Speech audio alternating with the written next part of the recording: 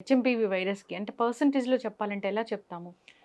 See HMPV గానీ, మిగతావి గానీ వీటన్నిటికి కూడా అరౌండ్ 1% ఎంతో ఉంటుంది. ఇది సిట్యుయేషన్ బట్టి ఉంటుంది. ఆ సంవత్సరంలో ఇప్పుడు ఫర్ ఎగ్జాంపుల్ ఫ్లూ అనుకోండి. ఒక్కొక్క సంవత్సరం ఒక్కొక్క రకమైనటువంటి స్టెమ్ అది ప్రివలెంట్‌గా ఉంటుంది. కొన్నిసార్లు అది కొంచెం వైరలెంట్‌గా ఉండొచ్చు. రైట్? కొన్నిసార్లు తక్కువ వైరలెన్స్ ఉండొచ్చు. ఈ విషయాలు మీ అందరికీ తెలిసినటువంటివి. మనం వీటి గురించి చాలా సార్లు మాట్లాడుకున్నాం. ట్రాన్స్‌మిసబిలిటీ, విరులెన్స్ అనేది 2 ప్రధానమైనటువంటి విషయాలు మనం మాట్లాడుకున్నాం ఎప్పుడు కూడా. విరులెన్స్ అంటే ఏంటి? ఎప్పుడైతే ఆ పర్టిక్యులర్ వైరస్ వల్ల మనకి ఎక్కువ వ్యాధి లక్షణాలు, ఎక్కువగా డ్యామేజ్ జరుగుతుందో దాన్ని మనం ఎక్కువ వైరలెంట్‌గా ఉందంటాం. ఎప్పుడైతే అలా వచ్చేసి సోకి, ఇలా ఒక 2, 3 రోజులు ఇబ్బంది పెట్టి జలుబు, దగ్గు వచ్చి కొంచెం కండరాల నొప్పులు, కొంచెం జ్వరం వచ్చేసి వెళ్ళిపోతుందో దాన్ని తేలికపాటి ఇన్ఫెక్షన్ అంటాం. సో, సాధారణంగా ఇవన్నీ కూడా మామూలుగా సాధారణమైనటువంటి ఇమ్యూనిటీ కలిగిన వాళ్ళందరిలో గూడా ఇవి తేలికపాటి ఇన్ఫెక్షన్ గానివ్వచ్చు వెళ్ళిపోతూ ఉంటాయి.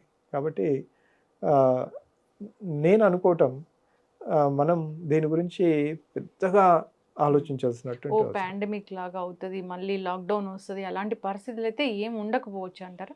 99.9% హ్మ్. అంటే ఇలాంటి స్టేట్మెంట్ ఇవ్వటం అనేది కొంచెం హ్మ్. జాగ్రత్తగా ఆలోచించేవాళ్ళు గానీ, బట్ స్టిల్ నేను ప్రజల కోసం చెప్పేదేంటంటే, ఇది కోవిడ్-19 లాగా నావెల్ ఇన్ఫెక్షన్ కాదు. అంటే మనకి తెలియనటువంటి ఇన్ఫెక్షన్ కాదు. దీని యొక్క మూలాలేంటి? ఇది ఎలా వ్యాప్తి చెందుతుంది? దీన్ని ఎలా మనం డయాగ్నోస్ చేయాలి? దీన్ని ఎలా మేనేజ్ చేయాలి? ఈ విషయాలన్నీ మన డాక్టర్లకు బ్రహ్మాండంగా తెలుసు.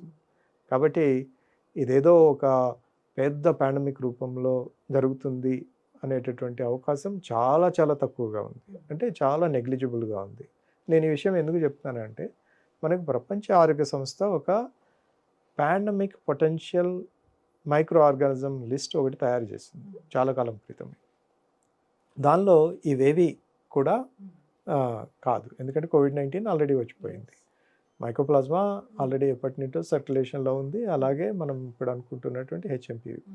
ఒకే ఒకటేంటంటే ఈ జూనోటిక్ ఇన్ఫెక్షన్స్‌లో ఎస్పెషల్లీ ఇన్‌ఫ్లుయెన్జా అది చాలా క్విక్‌గా మ్యుటేట్ అవుతూ ఉంటుంది. అంటే దాన్ని దాన్ని రూపాంతరం చెందుతూ ఉంటుంది. అలా రూపాంతరం చెందినప్పుడు దాని వైరలెన్స్ గానీ, దాని ట్రాన్స్‌మిషన్ గానీ పెరిగేదానికి ఉంది కాబట్టి దాన్ని మాత్రం మన ప్రపంచ ఆరోగ్య సంస్థ పాండమిక్ పొటెన్షియల్ లిస్ట్‌లో పెట్టింది.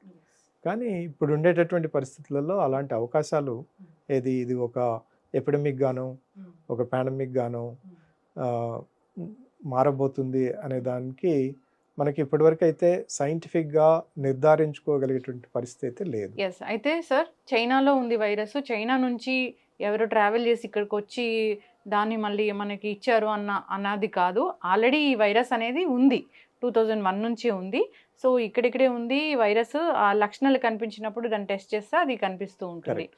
సో, చైనా నుంచి కొత్తగా ఇది రాలేదు. భయపడాల్సిన పనైతే లేదు.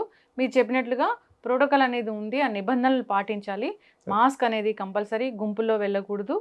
సో, శానిటైజేషన్ అనేది చాలా ఇంపార్టెంట్. యంగ్ చిల్డ్రన్‌ని కాపాడుకోవాలి. సో, ఓల్డర్ అడల్ట్‌ని ఎలాగో మనము ఈ ప్రొటెక్ట్ చేసుకోవాల్సిన అవసరం ఉంటుంది. తప్పనిసరిగా. ఎవరికైతే ఇమ్యూనిటీ తక్కువగా ఉంటుందో వాళ్ళు జాగ్రత్తలైతే తీసుకోవాలి. తప్పనిసరిగా అమ్మా. మీరు హ్మ్. చెప్పింది చాలా కరెక్టు. ఇప్పుడు ఏదైతే వార్తలొస్తున్నాయో వాటన్నిటిని నమ్మకండి మీరు. ఎందుకంటే ఫస్ట్ కేస్ ఆహ్, ఆఫ్ హెచ్ఎంపీవీ డిటెక్టెడ్ అనో, మొదటి హెచ్ఎంపీవీ కేసు కర్ణాటకలో వచ్చిందనో, ఇవన్నీ సత్యదూరమైనటువంటి విషయాలు. ఎందుకంటే ఇది మొదటిది గాదు. ఇప్పుడు కర్ణాటకలో వచ్చినటువంటి కేసు ఇది మొదటిది గాదు. ఇది చివరిది గాదు హెచ్ఎంపీవీకి. ఇప్పటివరకే కొన్ని వందలు, వేల కేసులు ప్రతి సంవత్సరం నమోదవుతానే ఉన్నాయి. ఇక రాబోయే కాలంలో గూడా ఇది సర్క్యులేషన్‌లోనే ఉంటుంది కాబట్టి నమోదవుతాయి. కాకపోతే దీని యొక్క తీవ్రత అంత ఉండదు కాబట్టి భయపడాల్సినటువంటి యెస్. అవసరం లేదు. ఖచ్చితంగా సార్. చాలా చక్కగా చెప్పారు. అందరూ జాగ్రత్తలైతే తీసుకోవాలని తప్పనిసరిగా. కోరుకుందామండి. చక్కటి ఇన్ఫర్మేషన్. ధన్యవాదాలు. ధన్యవాదాలు.